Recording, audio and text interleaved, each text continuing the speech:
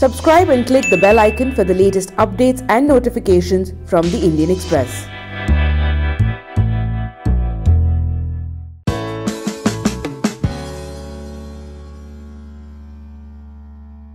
शुरुआत सवाल आपको मैं पिछले चुनाव से ही करता हूं, जो भी हुआ। बीजेपी मान तो रही थी, हमेशा यहाँ पे कांटे की चुनाव रही है छत्तीसगढ़ में।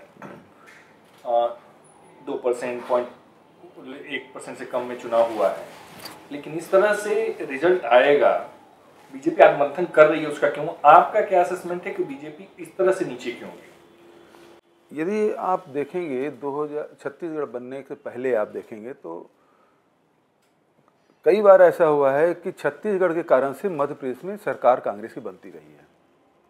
तो शुरू से ही छत्तीसगढ़ है वो कांग्रेस का गढ़ रहा है।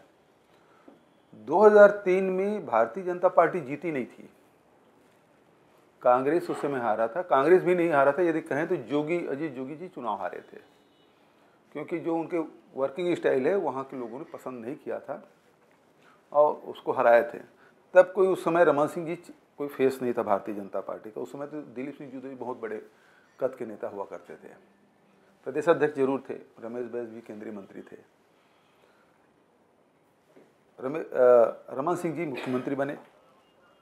2008 का जो चुनाव है और 2013 के चुनाव आप देखेंगे, इसमें भारतीय जनता पार्टी इस समय भी नहीं जीती थी।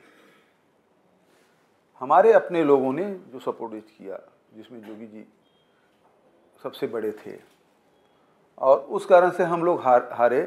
और 2003 में देखिए आप 37 सीट से हम लोग 90 में से 37 सीट जीते। 2008 में 38 सीट जीते, 2013 में 39 सीट जीते। तो हमारा अंतर कोई बहुत ज़्यादा अंतर नहीं था। मतलब जो 45 का जो आंकड़ा है, जादुई आंकड़ा, उससे हम लोग मुश्किल से 5-7 सीट ही पीछे रहते थे। इस समय जो हुआ, सबसे पहले जो उपचुनाव हुआ था अंतागढ़ में, और तुरंत बाद लोकसभा के तुरंत बाद वहाँ उपचुनाव हुआ था अगस्त-सितंबर में। और उसमें जो कैंडिडेट के खरीद फरोख्त किया उन्होंने, जोगी और रमन मिल के, हाँ लोग जन चर्चा यही रही कि जोगी को निकाल दीजिए कांग्रेस से, सरकार आपकी बन जाएगी। और उसके बाद फिर अमित जोगी को हमने पार्टी से निकाला और जोगी जी खुद पार्टी छोड़ के चले गए।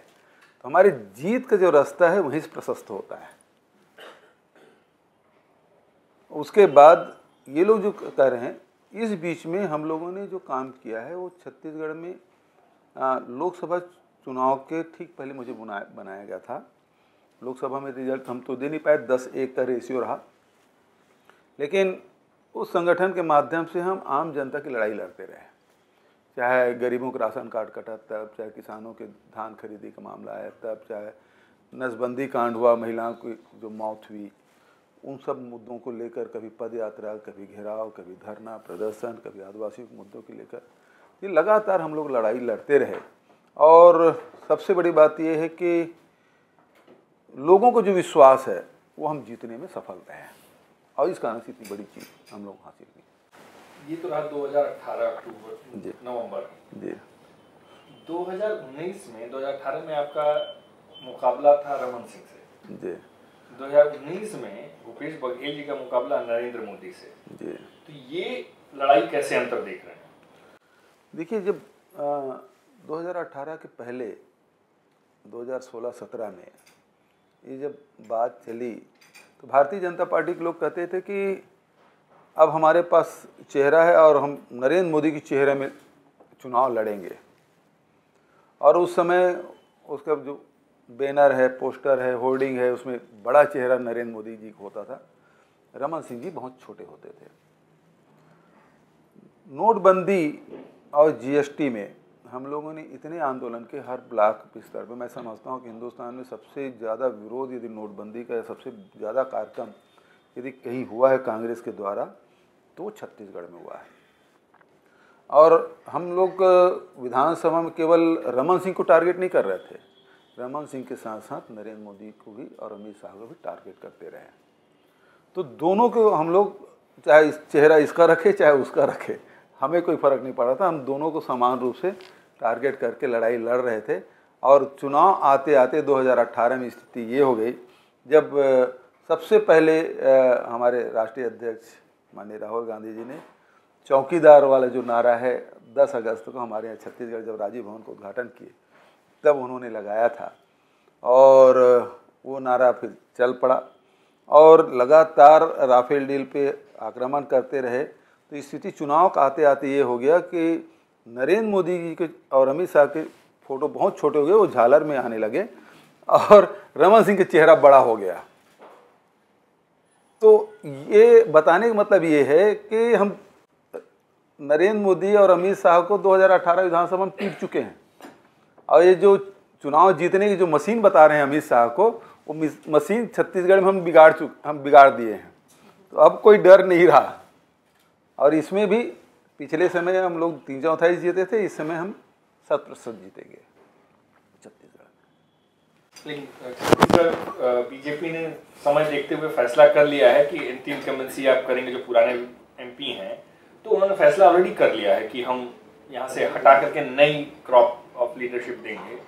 तो उसमें आप कहाँ अटैक कर पाएंगे? नए उन्होंने जो रणनीति उन्होंने बदली है आपको देख करके कुछ? देखिए, उसमें आप जो फैसला कर रहे हैं तो जनता ये देखती है फैसला किस कारण से कर रहे हैं, कि सचमुच में आप नया चेहरा लाना चाहते हैं इसलिए, पार्टी में नवीनता लाना चाहते हैं इसलिए, या भय के कारण से आप डरे हुए हैं। 2018 के जो विधानसभा चुनाव में हार गए हैं, बुरी तरह से परास्त हो गए हैं, तो ये जो भय है छत्तीसगढ़ में वो फिर से जनता के बीच में आपने प्रदर्शित किया, स्वीकार किया कि हम डरे हुए हैं, और डरी हुई से ना कभी युद्ध नहीं जीत सकता। एक और है, लोकसभा चुनाव को एक बैटल ऑफ आइडियाज बोल रहे हैं, मतलब विचारधाराओं की टक्कर है। उसमें एक नीचे से अगर देखा जाए तो राष्ट्रीय स्तर पे लोग अपना असेसमेंट कर रहे हैं, एक नीचे से उठे हुए कार्यकर्ता की तरफ से राष्ट्रीय परिदृश्य में चुनाव को कैसे आप देखते हैं? सिर्फ छत्तीसगढ़ नहीं, पूरे देश का चुनाव, एक यूथ कांग्रेस से निकल करके यहाँ तक पहुंचे हुए कांग्रेस वर्कर का क्या असेसमेंट है? देखिए, जहाँ तक के एक कार्यकर्ता के रूप में देखने की बात है तो सीधी सी बात है कि 2014 में जो नरेंद्र मोदी जी ने जो कहा था, और उस समय सोनिया जी राष्ट्रीय अध्यक्ष रही हैं और अभी वर्तमान में राहुल जी राष्ट्रीय अध्यक्ष हैं। इन पिछले 2 वर्षों में जो राहुल जी ने जो बातें कही, तो खासकर छत्तीसगढ़, मध्य प्रदेश और राजस्थान या पंजाब या कर्नाटक जहां हमारी सरकार बनी उसके अध्यक्ष बनने के बाद, तो दोनों में तुलना ये कर रहे हैं कि नरेंद्र मोदी जी जो कहते हैं वो जुमलेबाजी होती है। चाहे काला धन वापस लाने की बात है, 15 लाख रुपये देने की बात है, 2 करोड़ लोगों को रोजगार की बात है, 10 हीर लाने की बात है, और अच्छे दिन लाने की बात, और स्वामीनाथन कमेटी लागू करने की बात उन्होंने कही थी, जिसे किसानों के 1.5 गुना आय हो, अधिक कीमत में कृषि उपज खरीदेंगे। तो ये सारे बातें हैं वो जुमलेबाजी। और उसमें तुर्रा ये कि नोटबंदी करने की बात तो उन्होंने 2014 में की नहीं थी, जनता से वादा किया नहीं था, लेकिन उन्होंने नोटबंदी कर दिया और जेब सबका काटा। जिस समय ये काटा गया, लोग ये विश्वास कर रहे थे, गरीब यही कहते थे कि हमें तकलीफ हो रही है, होने दीजिए, लेकिन काला धन तो वापस आया है, हम तकलीफ उठाने तैयार हैं। आम जनता ये महसूस कर रहा था, लेकिन काला धन तो वापस आया। लेकिन ये भ्रम भी खत्म हो गया। आज तक के कितने धन जमा हुए इसकी गिनती भी किसी को नहीं पता, कि देश में कितना धन जमा हुआ वापस, ये किसी को पता नहीं, बताना भी नहीं चाहते वो लोग। तो ये जो लोगों का विश्वास खत्म हुआ। दूसरे तरफ राहुल जी जिन बातों को लेकर विधानसभा के चुनाव में गए, चाहे वो ऋण माफ़ी का मामला हो, चाहे हमारे यहाँ जैसे लोहांडीगुड़ा में टाटा की जो ज़मीन है, आदिवासी की ज़मीन जो 1700 किसानों को लिया था, उसको उस समय बस्तर गए थे 2 साल पहले, और वहाँ के किसानों से उनके डेलीगेट मैंने मिलाया था, और उन्होंने कहा हमारी सरकार आएगी तो आपकी ज़मीन वापस होगी, और 4200 एकड़ ज़मीन उन किसानों को वापस किया। तो एक बात ये आ रही है कि जो बात राहुल जी कह रहे हैं वो इम्प्लीमेंट हो रहा है। दूसरे तरफ जो नरेंद्र मोदी जी जो कह रहे हैं वो केवल जुमलेबाजी सिद्ध हो रहा है। तो एक ये जनता के बीच में ये संदेश लगातार जा रहा है। और मैं अभी गुजरात भी गया था, उत्तर प्रदेश भी गया, बिहार भी गया, अभी तेलंगाना भी गया था। तो वहाँ इस मामले को लेकर राहुल जी के प्रति लोगों का विश्वास बढ़ा है। तो दोनों में जो बेसिक अंतर जो है वो बहुत तेजी से लोगों के बीच में फैल रहा है। आपको लग रहा है आप जो भी काम किया है अभी पिछले फरवरी में जो पुलवामा में जो हो गया, उसके बाद बालाकोट एयर स्ट्राइक हो गया, इसके बाद जो डिबेट है वो एकदम चेंज हो गया कि भाजपा की सांसद ये बोलते हैं कि हम जो काम किए वो नहीं बोलना है, अभी ये नेशनल सिक्योरिटी के बारे में बात करना है। छत्तीसगढ़ में आपको लग रहा है कि ये जो इंसिडेंट है, 2 इंसिडेंट है, उसका असर पड़ेगा और इस पे कांग्रेस का नुकसान होगा? देखिए, आज राष्ट्रीय स्तर पे इस बात की बहस हो रही है कि सवाल पूछना क्या अपराध है। कोई भी यदि सवाल करता है या तो धर्मद्रोही हो जाता है या राष्ट्रद्रोही हो जाता है। चाहे ये सवाल आम जनता करे या राजनीतिक दल के लोग करें या पत्रकार करें, उसको उस निगाह से देखा जाता है। हमारे यहाँ छत्तीसगढ़ में उसके राष्ट्रीय महामंत्री गए थे, सवाल पूछ दे तो उन्होंने कहा तुम कांग्रेसी तो नहीं हो। राष्ट्रीय अध्यक्ष लोकसभा विधानसभा चुनाव में गए थे तब उन्होंने रमन सिंह जी से कहा इसका थोड़ा ठीक से ध्यान रखना। पत्रकार वार्ता की बात कर रहा हूँ। तो यहाँ स्थिति ये है कि आखिर पुलवामा में इंटेलिजेंस फेल क्यों हुआ, ये प्रश्न पूछना क्या अपराध है? क्या पुलवामा में 350 किलो RDX लेके उसी वाहन पे हमला करते हैं जो बुलेट प्रूफ नहीं है, ये सवाल करना अपराध है? तो आज लोगों के बीच में बहस का मुद्दा यही है कि हम यदि सवाल करें तो राष्ट्रद्रोही हो जाते हैं। आखिर हमारे इस सुरक्षा में चूक कैसे हुई? और जब आप सूट बदलने पर तत्कालीन गृह मंत्री को आप इस्तीफा ले सकते हैं, तो फोटो शूट कराने पर वर्तमान प्रधानमंत्री के इस्तीफा क्यों नहीं मांग सकते? यदि मांगते हैं तो क्या आप राष्ट्रद्रोही हैं?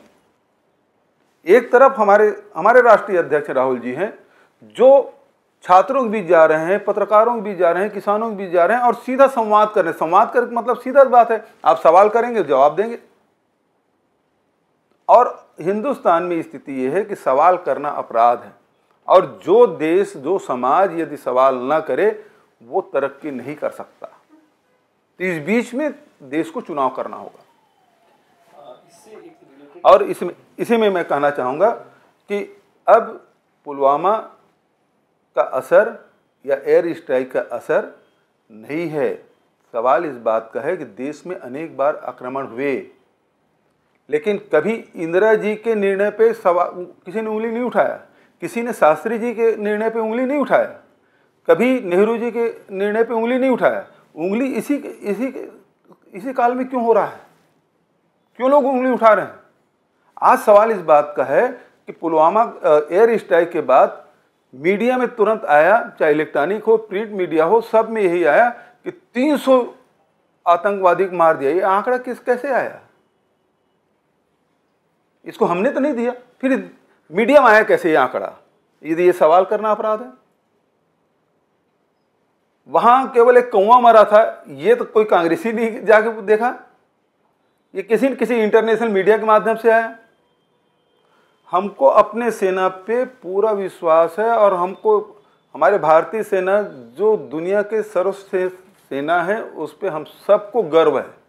लेकिन ये जो राजनीतिकरण कर रहे हैं, आखिर निर्वाचन आयोग ने कह दिया ना कि सेना के जवानों को फोटो आप विज्ञापन में ना लगाएं, तो ये कोशिश कौन कर रहा है? और सेना कोई 5 दिन में या 5 साल में तैयार नहीं हुआ। तो भारतीय सेना पे किसी का कोई ये नहीं है, हम सबको हर भारतीय को गर्व है। लेकिन जिस प्रकार से राजनीतिकरण कर रहे हैं तो लोग उंगलियां उठा रहे हैं और इस कारण से इसका असर नहीं है। सर, थोड़ा चुनाव से हट के मैं सवाल करना चाहता हूँ। एक अफसर हैं छत्तीसगढ़ में, SRP कलूरी, काफ़ी कॉन्ट्रोवर्शियल रहे। फिर आपकी सरकार आने के बाद पहले उन्हें इकोनॉमिक ऑफेंसेस विंग का हेड बना दिया गया, जबकि आपने पहले भी उनके खिलाफ बयान दिए थे, ऑपोजिशन में थे। वहाँ से हटा के शायद अभी उनका प्रमोशन भी हो गया, एडीजी बना दिया गया है, शायद उनको कुछ ऐसी बात चल रही थी ट्रांसपोर्ट कमिश्नर। लेकिन सर, और उसके अलावा क्या आपकी सरकार आपके एमएलए से चिट्ठी लिखी कि उनके जो खिलाफ चीज़ें हैं उनको इन्वेस्टिगेट भी किया जाए? क्या आपकी सरकार कुछ इन्वेस्टिगेशन कर रही है उसको लेकर? देखिए, कल्लूरी का सबसे ज़्यादा विरोध किसी ने किया है तो मैंने किया है। सवाल उस अधिकारी का नहीं है, सवाल सरकार के मार्गदर्शन और नियत का है। दूसरी बात, उसे जांच की जिम्मेदारी ईओडब्ल्यू है, वो कोई फील्ड नहीं है। वो आईजी बस्तर रहे तो वो फील्ड के पोस्टिंग थी, ये तो ऑफिस में रहना है EOW.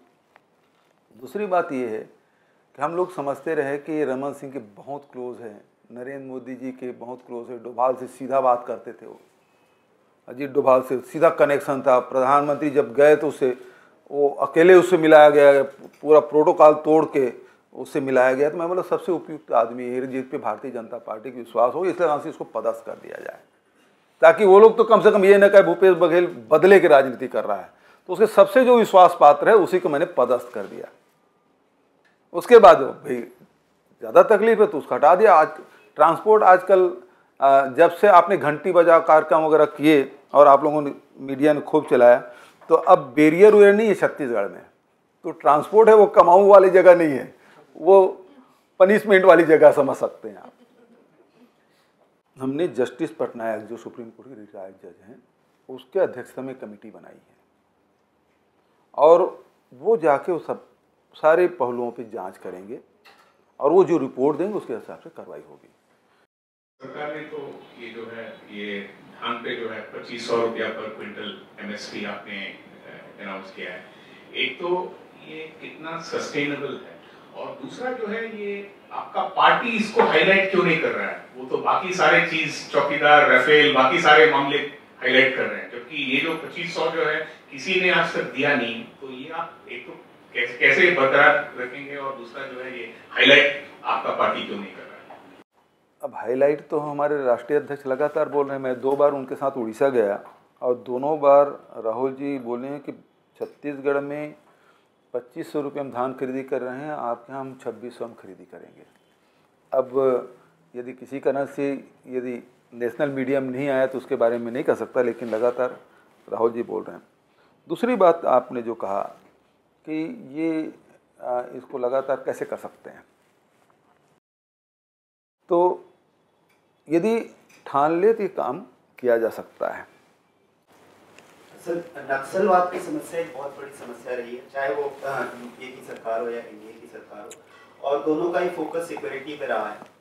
But more than a decade अभी तक वो समस्या वही की वही है। तो क्या आपको लगता है ये जो सिक्योरिटी फोकस है, ये इसे अब चेंज करके कोई डायलॉग या कोई बातचीत होनी चाहिए, या कोई आपकी सरकार इस दिशा में कोई पहल कर रही हो इसी तरह का डायलॉग करने के लिए विद माओस? मैं थोड़ा सा असहमत हूँ आपसे। वो समस्या वहीं नहीं बल्कि और बढ़ी है। जब छत्तीसगढ़ बना तो मुश्किल से 3 ब्लॉक में था, वो 3 ब्लॉक 3 जिला हो गया, 3 जिले में था ये कह सकते हैं। आज वो 14 जिला में पहुँच गया है, मतलब 27 जिला है हमारे छत्तीसगढ़ में, उसमें 14 जिला में नक्सल समस्या है। तो जितने हम फोर्स वहाँ डिप्लाई किए हैं उसी अनुपात में नक्सल है वो फैला है। तो इसका मतलब ये हुआ कि जितने आप बंदूक दे रहे हैं, जितने जवान आप वहाँ भेज रहे हैं, उसी अनुपात में वो बढ़ रहा है। तो गोली का जवाब गोली नहीं है, ये तो सिद्ध हो रहा है। तो एक दूसरा रास्ता ये भी है कि हम सीधा नक्सलियों से बात करने की बात नहीं कर रहे हैं। पहले हम तो जो पीड़ित लोग हैं, प्रभावित लोग हैं, चाहे वो आदिवासी हो या परंपरागत रूप से वहाँ निवास करता हो, या वहाँ के जो व्यापारी हैं, वहाँ के पत्रकार हैं, वहाँ के जो सामाजिक संगठन जो काम कर रहे हैं, इन सब से हम लोगों को बात करना चाहिए। क्योंकि अभी मुझे 3 महीने हुआ है, 70-75 दिन की सरकार है और सामने लोकसभा चुनाव है। इसके तत्काल बाद हम लोग सबसे चर्चा करेंगे। जो प्रभावित लोग हैं, मैं समझता हूँ सबसे अच्छा सॉल्यूशन, सबसे ज़्यादा उसका निष्कर्ष में वो पहुंचने में वो लोग, उनके सुझाव ज़्यादा कारगर होंगे, मैं ऐसा मानता हूं। तो सबसे पहले मैं इन लोगों से बात करूंगा, चाहे आदिवासी हो, चाहे परंपरागत रूप से वहाँ के निवासी हो, चाहे अन्य वर्ग जिसका मैंने नाम का उल्लेख किया, सबसे पहले बात करूंगा। और बात करने के बाद जो निष्कर्ष निकलेगा, जो निचोड़ आएगा, उसके हिसाब से हम लोग आगे बढ़ें। क्योंकि एक रास्ता तो मैं समझता हूँ कि असफल हो गया, बंदूक के बदले बंदूक, गोली के बदले गोली, तो 3 ब्लॉक से बढ़ के वो 14 जिले में पहुँच चुका है। इस पर वैचारिक बहस हमेशा चलती रही है, how to deal with naxalism. BJP का आरोप होता है कि Congress is soft on Naxalism.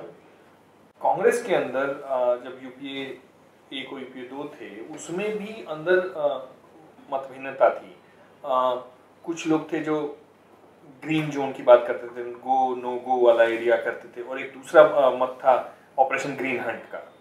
सो आपको पार्टी लीडर से क्या निर्देश मिला है, या क्या ये जो कांग्रेस जो है, एक जो भय बीजेपी फैलाने की कोशिश कर रही है कि कांग्रेस आ गई है छत्तीसगढ़ में और फिर they will go soft on Naxals? मैं उनसे 2-3 आपके माध्यम से सवाल करना चाहूँगा। पहला ये कि जीरम में हमने अपने नेताओं को खोया है, चाहे नंद कुमार पटेल तत्कालीन प्रदेश अध्यक्ष हैं, चाहे विद्याचंद्र शुक्ल जो केंद्रीय मंत्री रहे, चाहे बस्तर टाइगर महेंद्र कर्मा हो जो सलोजू का नेतृत्व कर रहे थे, सीधी लड़ाई नक्सलियों से कर रहे थे। फिर नंद कुमार पटेल के लड़का दिनेश पटेल है, उदय मुदलियार है, ये सब नेताओं को हमने खोया है। तो नक्सलियों से हमारे क्या संबंध है, फिर किसी को बताने की जरूरत नहीं है। उसके बाद हमने कैबिनेट में डिसीजन लिया कि हम झीरम घाटी की जांच हम करना चाहते हैं, क्योंकि षड्यंत्र हुआ है। आज तक के नक्सलियों ने कभी भी पूछ के हत्या नहीं की, केवल अकेला झीरम घाटी है जहां ये पूछा गया कि इसमें नंद कुमार पटेल कौन है, इसमें दिनेश पटेल कौन है, इसमें महेंद्र कर्मा कौन है, और तीनों जब उसके कब्जे में आए उसके बाद गोली बरसाना उन्होंने बंद कर दिया।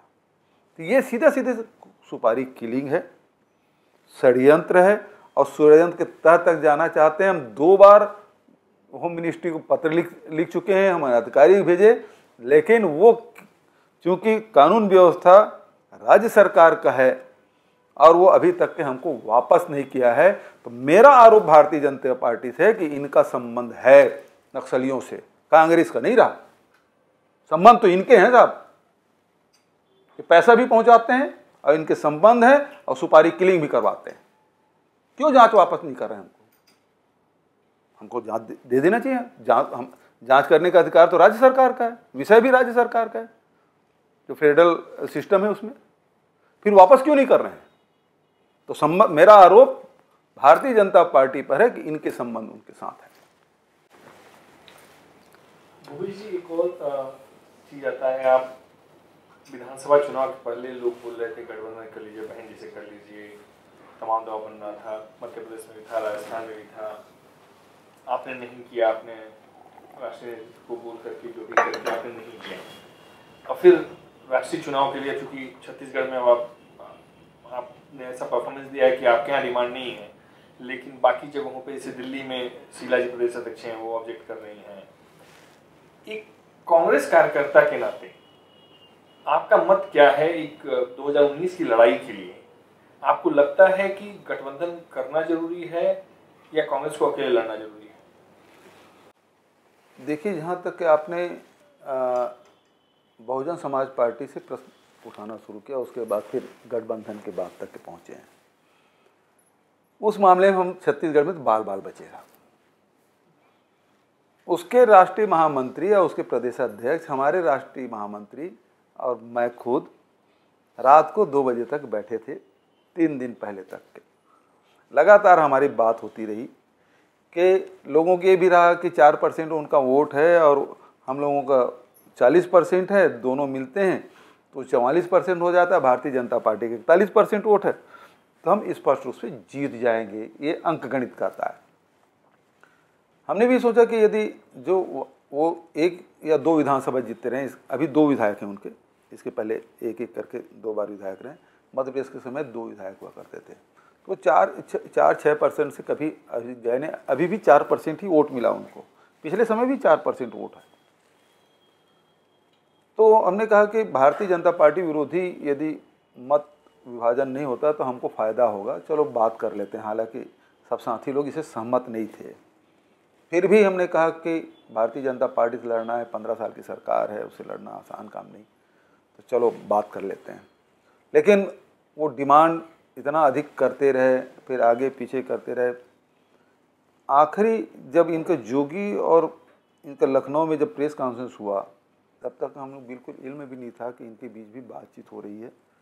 हम तो समझ रहे थे हमारी बात हो रही है, और उसके राष्ट्रीय महामंत्री मिस्टर भारती ने ये कहा कि 2 दिन बाद आप दोनों प्रदेशाध्यक्ष बैठ जाएं और उसके बाद कोई बताएं।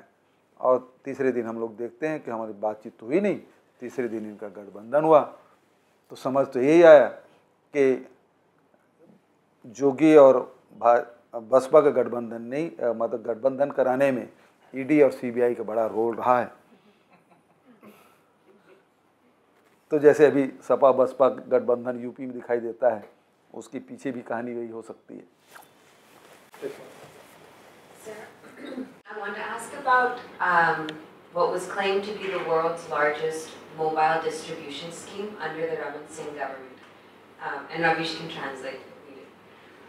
So, a couple questions about this. One, I know that the CAG is probing into this, investigating the scheme. What are the aspects of the scheme that is under investigation? And 2, will you have any mobile or internet-related development schemes?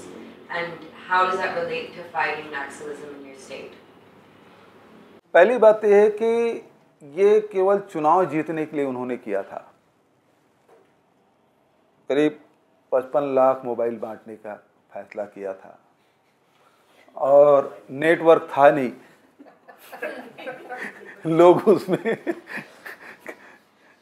भाई जो नक्सली क्षेत्र है वहाँ बिजली भी नहीं बहुत सारे गांव में, तो चार्जिंग भी दूसरे गांव जाकर चार्ज भी कराते थे। गाना सुनने काम आता रहा है मोबाइल जो है। टावर वहीं लगे, टावर भी सरकार के पैसे से। हम लोगों ने उसका विरोध किया कि पंचायत के पैसे से, 14वें वित्त आयोग के पैसे से 600 करोड़ रुपए ट्रांसफर हो गया। ये बड़ा स्कीम है कि आपके सहमति के बिना आपके खाते का पैसा सरकार के खाते में चला गया। ये बड़ा स्कीम है साहब। हमने विधानसभा में कहा कि पंचायत के सरपंच का हस्ताक्षर नहीं, सचिव का हस्ताक्षर नहीं, पैसे ट्रांसफर कैसे हुए? आनन फानन में उसको वापस किया गया। अभी भी शायद ये जांच का विषय है कि कितने पंचायत के पैसे वापस नहीं हुए, नंबर 1। नंबर 2 ये है कि टावर लगाने के लिए फिर राज्य सरकार की तरफ से पैसा दिया गया। राज्य सरकार के पैसे टावर लगे। यदि टावर लगे हैं तो बीएसएनएल क्यों नहीं लगे? निजी कंपनी क्यों लगे?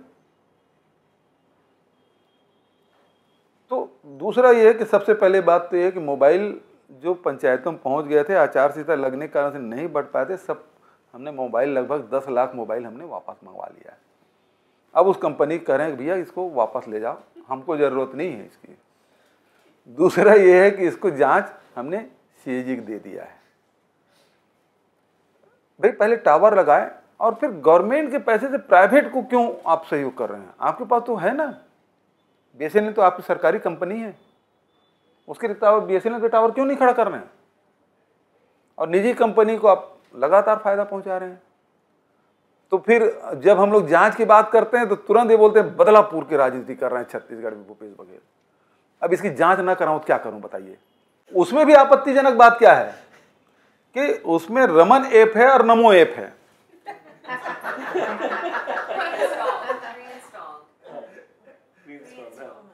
ये तो गलत है ना। यदि प्रधानमंत्री के ऐप को या पीएमओ के ऐप है या सीएमओ के ऐप है उसको डालते, डाउनलोड करते तो शासकीय योजना जाती। आप नमो ऐप डालेंगे, रमन ऐप डालेंगे तो क्या जाएगा? आपने अभी शुरू में कहा था कि 2018 में ही आप मोदी और शाह की मशीन को छत्तीसगढ़ में रोक चुके हैं, हरा चुके हैं। पर 2018 में ही जो बाकी दोनों स्टेट्स थे, चाहे वो मध्य प्रदेश हो या राजस्थान, उन दोनों में कांग्रेस का इतना अच्छा हाल नहीं था। मतलब मध्य प्रदेश में भी छोटी विक्ट्री थी, राजस्थान में भी मतलब ज़्यादा सोचा गया था कि बड़ी जीत होगी, नहीं हुई। तो ये देखते हुए जब आप अपनी पार्टी को देखते हैं तो छत्तीसगढ़ की जो कांग्रेस है वो कांग्रेस जो बाकी स्टेट्स में, अन्य स्टेट्स में, उनको क्या सिखा सकती है? मतलब ऐसी कौन सी चीज़ आप करते हैं वो मशीन हराने के लिए जो वो लोग नहीं कर पा रहे? जहाँ तक के मध्य प्रदेश के रिजल्ट के बारे में सबको अनुमान था करीब करीब इसी प्रकार से आएगा, लेकिन सबसे चौंकाने वाला जो था वो राजस्थान का था कि वो क्लीन स्वीप होगा, जो कि नहीं हुआ। तो ये जरूर केंद्रीय नेतृत्व इसमें असेसमेंट कर रहे हैं कि ये क्यों हुआ। छत्तीसगढ़ में हम लोगों को दिल्ली वाले अंडर एस्टिमेट कर रहे थे, चाहे राजनीतिक समीक्षक लोग हों, चाहे मीडिया के हाउस हों, चाहे और दूसरे लोग, क्योंकि बड़ा नेता कोई था ही नहीं। जैसे मध्य प्रदेश में मुख्यमंत्री जी तत्काल कमलनाथ जी हैं, दिग्विजय सिंह जी हैं, ज्योतिरादित्य जी हैं, बड़े लीडर हैं, दिल्ली वाले सब जानते समझते हैं। राजस्थान में चल दीजिए तो गहलोत जी हैं और भी सीपी जोशी जी हैं, सब नेता सब जानते हैं। छत्तीसगढ़ में योगी के अलावा किसी को नहीं जानते थे। तो इस कारण से हम लोगों को अंडर एस्टिमेट किया गया, जबकि हम लोग मेहनत कस के किए हैं।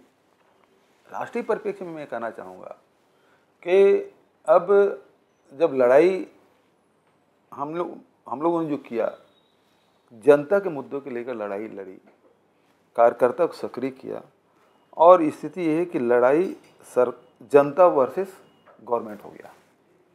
14 में कांग्रेस की इतनी बुरी तरह हार के बाद भी आप दिल्ली में यही इमेज बनी कि जुझारू नेता भूपेश लड़ रहे हैं। उसमें इतने लड़ाई में हम लोगों ने कभी जुझारू तो सबको पता चला, लेकिन किसी को ये नहीं पता कि भूपेश बघेल बोले हो कि रमन सिंह चोर है, या ये भी न बोले हो कि ब्रिजमोहन चोर है, या प्रेम प्रकाश चोर है। इस तरह की भाषा का इस्तेमाल भूपेश जी ने नहीं किया और फिर भी जुझारू लगे। कांग्रेस प्रेसिडेंट जो एक इंस्टीट्यूशन है, प्रधानमंत्री चोर है, उस तरह की भाषा बोलता है तो थोड़ा सा मतलब समझ में नहीं आता है।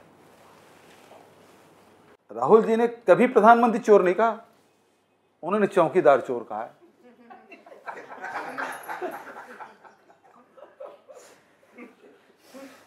उन्होंने चौकीदार को चोर कहा है। तो जो अपने आप को चौकीदार मानते हैं और देश के धन को लुटा ले जा रहे हैं, तो फिर वो चोर है। तो मालिया भाग कैसे गया, नीरव मोदी भाग कैसे गया, ललित मोदी भाग कैसे गया, मेहुल चौकसी भाग कैसे गया? तो चौकीदार है तो चौकीदारी करिए ना। आपको तो किसी ने नहीं कहा कि मुझे आप चौकीदार कहो, खुद ने कहा। आप भाषा के बारे में बोलिए तो भारतीय जनता पार्टी या उसके जितने भी और जो लोग हैं जो सोशल मीडिया हैंडल करते हैं, नेहरू जी के बारे में, सोनिया जी के बारे में या राहुल जी के बारे में किन शब्दों का प्रयोग कर रहे हैं?